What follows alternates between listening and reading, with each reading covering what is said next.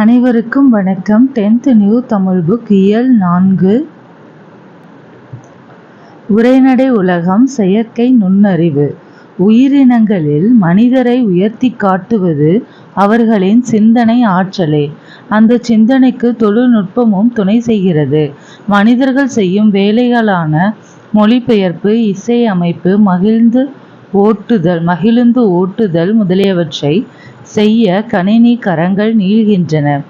கட்டுரை எழுதும் மென்பொருள்கள், கவிதை பாடும் ரோபோக்கள், மனிதனால் இயலாத செயல்களை செய்யும் ரோபோக்கள், ஆட்கள் இல்லாமலே நடத்தப்படும் வணிக கடைகள் என புதிதான வழிகளில் மனித பணித்திறனை கூட்டுகின்ற இந்த தொழில்நுட்பம் பற்றி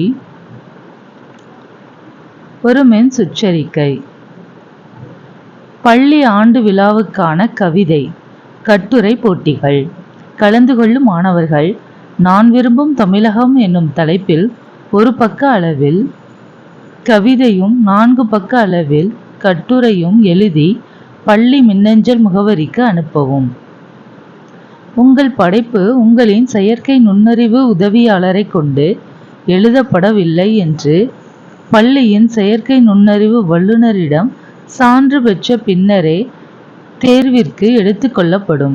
இப்படியான மின் சுற்றறிக்கை எதிர்காலத்தில் மாணவர்களின் திறன் பேசிகளுக்கு வரலாம். மின்னணு புரட்சி. எந்த ஒரு புதிய தொழில்நுட்பமும் ஒரே நாளில் வந்துவிடுவதில்லை.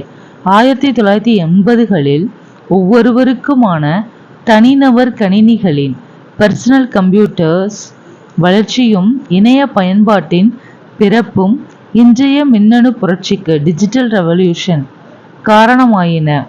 அவற்றுள் இவ்வுலகை மிகுதியாக ஆளக்கூடிய ஒரு தொழில்நுட்பம் செயற்கை நுண்ணறிவு. அறையின் மூலையில் நிறுவப்பட்டிருக்கும் கண்காணிப்பு கருவி அசைவு நிகழும் பக்கம் தன் பார்வையை திருப்புகிறதே, அதனுள் பொதிந்திருப்பது செயற்கை நுண்ணறிவு. அந்த வழியில் போக்குவரத்து நெரிசல் அதிகம். இதுவே சுருக்கமான வழி என்று நமது திறன் பேசியில் உள்ள வழிகாட்டி வரைபடம் காட்டுகிறதல்லவா? அதற்கு காரணமாக இருப்பதும் செயற்கை நுண்ணறிவே. நமது திறன் பேசியோ கணினியோ நாம் சொல்ல சொல்ல தன் அகண்ட தரவுகளில் உள்ள கோடிக்கணக்கான சொற்களுடன் ஒப்பிட்டு சரியான ஒரு சொல்லை கால் நொடிக்கும் குறைவான நேரத்தில் தேர்ந்தெடுத்து திரையில் காண்பிக்கிறதல்லவா? அங்கு இணைந்திருப்பது செயற்கை நுண்ணறிவுதான். செயற்கை நுண்ணறிவை கொண்ட இயந்திரம் மனிதர்களுடன் சதுரங்கம் முதலான விளையாட்டுகளை விளையாடுகிறது. கண் அறுவை மருத்துவம் செய்கிறது, சமைக்கிறது, சில புள்ளிகளை வைத்து படம் வரைகிறது. இதழியலில் செயற்கை நுண்ணறிவு குறிப்பிடத்தகுந்த மாறுதல்களை செய்து வருகிறது. அவற்றுள் விந்தையான ஒன்று இயல்பான மொழிநடையை உருவாக்குதல், நேச்சுரல் லாங்குவேஜ் ஜெனரேஷன் என்னும் மென்பொருள். அதற்கு வேர்ட்ஸ்மித் எழுத்தாளி என்று பெயர் வைத்திருக்கிறார்கள். தகவல்களை கொடுத்தால் போதும், வேர்ட்ஸ்மித் அழகான கட்டுரைகளை சில நொடிகளில் உருவாக்கிவிடும். இணையத்தில் வணிகம் செய்யும் தனியார் நிறுவனம் ஒன்று செயற்கை நுண்ணறிவை பயன்படுத்தி பெரும்பாலும் ஆளற்ற பல்பொருள் அங்காடிகளை உலகெங்கிலும் திறந்து வருகிறது. தெரியுமா? 2016இல் IBM நிறுவனத்தின் செயற்கை நுண்ணறிவு கணினியான வாட்சன் சில நிமிடங்களில் 2 கோடி தரவுகளை அலசி நோயாளி ஒருவரின் புற்றுநோயை கண்டுபிடித்தது.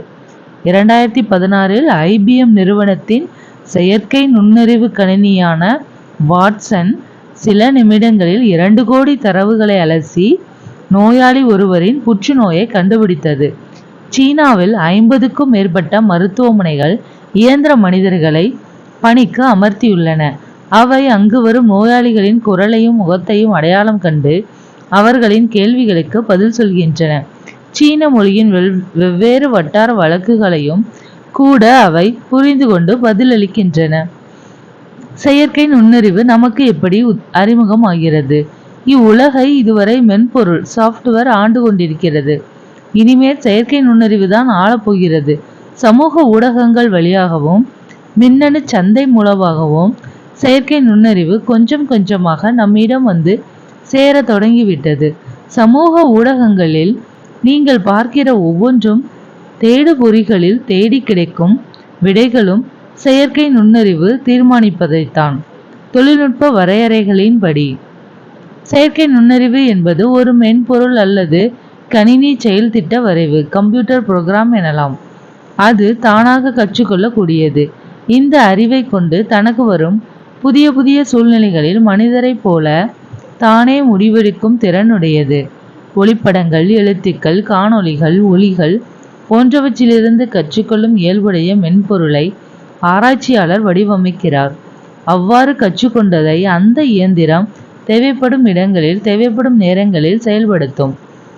செயற்கை நுண்ணறிவு பொதிந்த இயந்திரங்களுக்கு ஓய்வு தேவையில்லை.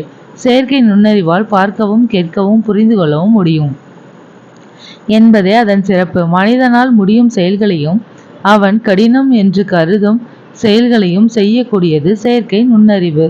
மெய்நிகர் உதவியாளர் திறன்பேசிகளில் இயங்கும் உதவு மென்பொருள் கண்ணுக்கு புலம்படாத மனிதனைப் போல நம்முடன் உரையாடி சில உதவிகள் செய்கின்றது. இவை நாம் சொல்கிறவர்களுக்கு தொலைபேசி அழைப்பு விடுக்கும். நாம் திறக்க கட்டளையிடுகிற செயலியை திறக்கும். நாம் கேட்பதை உலாவியல் பிரவுசர் தேடும். நாம் விரும்பும் அழகான கவிதையை இணையத்தில் தேடி தரும். எந்த கடையில் எது விற்கும் என்று சொல்லும். படிப்பதற்கு உரிய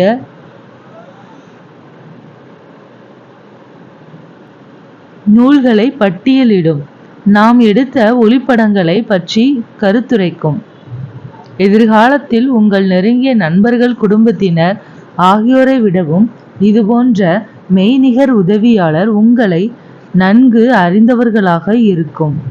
டாக்டர் திரும்பவும் ஐயாவுக்கு மூச்சு திணறல். டெரிஃப்லின் ஊசி போட்டு விடட்டுமா என்று கேட்கும். இந்த உதவியாளர்களை இங்கிவனை யான் பெறவே என்னதவம் செய்துவிட்டேன் என்று பாரதியார் மெச்சுவது போல மெச்சிக்கொள்ளலாம். ஒளிப்பட கருவியில் செயற்கை நுண்ணறிவு. தற்போது வெளிவருகிற சில உயர்வகை திறன்பேசியின் ஒளிப்பட கருவி செயற்கை நுண்ணறிவு தொழில்நுட்பத்தை கொண்டிருக்கிறது. கடவுச்சொல்லும் கைரேகையும் திறன்பேசியை திறப்பது பழமையானது. உரிமையாளரின் முகத்தை அடையாளம் கண்டு திறப்பது இன்றைய தொழில்நுட்பம். இது படம் எடுக்கும் காட்சியை அடையாளம் கண்டு அதற்கு ஏற்ப தன்னை தகவமைத்துக் கொள்கிறது. திறன்பேசிகளில் உள்ள ஒளிப்பட கருவியில் எடுக்கும் படங்களை மெருகூட்ட இத்தொழில்நுட்பம் உதவுகிறது. காணொளிகளை தொகுக்கும் மென்பொருள்களில் வீடியோ எடிட்டிங் இன்றைக்கு செயற்கை நுண்ணறிவு தொழில்நுட்பம் பயன்படுகிறது. இதன் மூலம் நேரம் வீணாவது தவிர்க்கப்படுகிறது. வாடிக்கையாளர் சேவை. இந்தியாவின் பெரிய வங்கியான பாரத ஸ்டேட் வங்கி ELA எலக்ட்ரானிக் லைவ் அசிஸ்டண்ட் என்னும் உரையாடு மென்பொருளை சாட்பாட் உருவாக்கி இருக்கிறது. ஒரு வினாடிக்கு 10,000 வாடிக்கையாளர்களுடன் அது உரையாடும். வங்கிக்கு வரும் வாடிக்கையாளருக்கு கிடைக்கும் சேவைகளை அது இணையம் மூலம் அளிக்கிறது. செயற்கை நுண்ணறிவு தொழில்நுட்பத்தை பயன்படுத்த இந்திய வங்கிகள் ஆயத்தமாகி வருவதற்கு இந்த இலா ஒரு சோறுபதம். ஏன் செயற்கை நுண்ணறிவு முதன்மையானது? நாம் இப்போது செயற்கை நுண்ணறிவு காலத்தில் இருக்கிறோம். நாம் நினைப்பதை விடவும் வேகமாக இந்த தொழில்நுட்பம் நடைமுறைக்கு வந்து கொண்டிருக்கிறது. உலகிலுள்ள பெரும்பாலான தொழில்நுட்ப நிறுவனங்கள் இத்தொழில்நுட்பத்தை உருவாக்குவதிலும் பயன்படுத்துவதிலும் விற்பனை செய்வதிலும் கவனம் செலுத்துகின்றன. இத்தொழில்நுட்பம் உலகளாவிய வணிகத்துக்கு உதவுகிறது. செயற்கை நுண்ணறிவின் மிகுதியான வளர்ச்சியால் தரவு அறிவியலாளர்களின் டேட்டா சயின்டிஸ்ட் தேவை கூடியுள்ளது. இயந்திர கற்றல் வல்லுநர்கள் முதலான பல தொழில்நுட்ப வல்லுநர்களின் தேவையும் பெருகி வருகிறது. போட்டி நிறைந்த இவ்வுலகில் செயற்கை நுண்ணறிவை யார் முதலாவதாகவும் சரியாகவும் பயன்படுத்துகிறார்களோ அவர்களுக்கு வணிக வானம் வசப்படும். எதிர்காலத்தில் வேலை வாய்ப்புகளில் கணிசமான மாற்றங்களை செயற்கை நுண்ணறிவு கொண்டு வரப் போகிறது. எதிர்காலத்தில் ரோபோவிடவும் குழந்தையை ஒப்படைத்துவிட்டு நிம்மதியாக அலுவலகம் செல்லும் பெற்றோர்களை நாம் பார்க்க போகிறோம். வயதானவர்களுக்கு உதவிகள் செய்தும் அவர்களுக்கு உச்ச தோழனாய் பேச்சு கொடுத்தும் பேணும் ரோபோக்களை நாம் பார்க்க போகிறோம். தெரியுமா? பெப்பர். ஜப்பானில் சாஃப்ட் வங்கி உருவாக்கிய இயந்திர மனிதனே பெப்பர். இது உலக அளவில் விற்பனையாகும் ஒரு ரோபோ. வீட்டுக்கு, வணிகத்துக்கு, படிப்புக்கு என்று 3 வகை ரோபோக்கள் கிடைக்கின்றன. இவை மனிதரின் முக பாவனைகளிலிருந்து உணர்வுகளை புரிந்து கொண்டு அதற்கு ஏற்ப செயல்படுகின்றன. பெப்பரை வரவேற்பாளராகவும் பணியாளராகவும் வீடுகளிலும் வணிக நிறுவனங்களிலும் உணவு விடுதிகளிலும் பயன்படுத்துகிறார்கள். செயற்கை நுண்ணறிவு உள்ள ரோபோக்களால் மனிதர் செய்ய இயலாத அலுப்பு தட்டக்கூடிய கடினமான செயல்களை செய்ய முடியும். மனித முயற்சியில் உயிராபத்தை விளைவிக்கக்கூடிய செயல்களை செய்ய முடியும். புதிய வணிக வாய்ப்புகளை செயற்கை நுண்ணறிவு நல்குகிறது. பெரு நிறுவனங்கள் தங்கள் பொருட்களை உற்பத்தி செய்யவும் சந்தைப்படுத்தவும் செயற்கை நுண்ணறிவை பயன்படுத்துகின்றனர். விடுதிகளில், வங்கிகளில், அலுவலகங்களில் தற்போது மனிதர் அளிக்கும் சேவைகளை ரோபோக்கள் அளிக்கும். மேலும் நம்முடன் உரையாடுவது, ஆலோசனை வழங்குவது, பயண ஏற்பாடு செய்து தருவது, தண்ணீர் கொண்டு வந்து தருவது, உடன் வந்திருக்கும் குழந்தைகளுக்கு வேடிக்கை காட்டுவது என பலவற்றையும் செய்யும். எதிர்காலத்தில் நாம் பயணிக்கும் ஊர்திகளை செயற்கை நுண்ணறிவை கொண்டு இயக்க வேண்டியிருக்கும். இத்தகைய ஊர்திகள் ஏற்படுத்தும் விபத்துக்கள் குறையும். போக்குவரத்து நெரிசல் இருக்காது. அதன் மூலம் பயண நேரம் குறையும். எரிபொருள் மிச்சப்படும். இத்தகைய மென்பொருட்களால் கவிதைகள், கதைகள், விதவிதமான எழுத்து நடைகள் போன்றவற்றை கற்றுக்கொண்டு மனிதர்களுடன் போட்டியிட்டாலும் வியப்பதற்கு இல்லை. கல்வித்துறையில் இத்தொழில்நுட்பத்தை பல விதங்களில் பயன்படுத்தும் சாத்தியக்கூறுகள் இருக்கின்றன. செயற்கை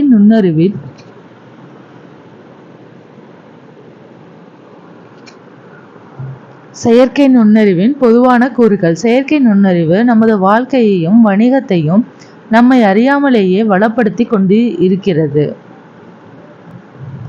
இந்த தொழில்நுட்பத்தை கண்டு அச்சப்பட்டவர்களின் அலறல்களை நாம் எதிர்கொள்வதே முதல் அறைகூவல்.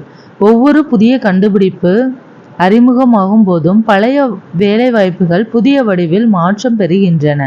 ஆகவே செயற்கை நுண்ணறிவு தொழில்நுட்பம் அளிக்கும் வியக்கத்தக்க நன்மைகளை புரிந்து கொள்ளவும் வரவேற்கவும் நாம் அணியமாக வேண்டும். மனித இனத்தை தீங்குகளிலிருந்து காப்பாற்றவும், உடல் நலத்தை பேணவும், கொடிய நோய்களை தொடக்க நிலையிலேயே கண்டறியவும் மருத்துவம் செய்யும் முறைகளை பட்டறிவு மிக்க மருத்துவரை போல பரிந்துரை செய்யவும் செயற்கை நுண்ணறிவை பயன்படுத்தும் ஆராய்ச்சிகள் மும்முரமாக நடந்து வருகின்றன.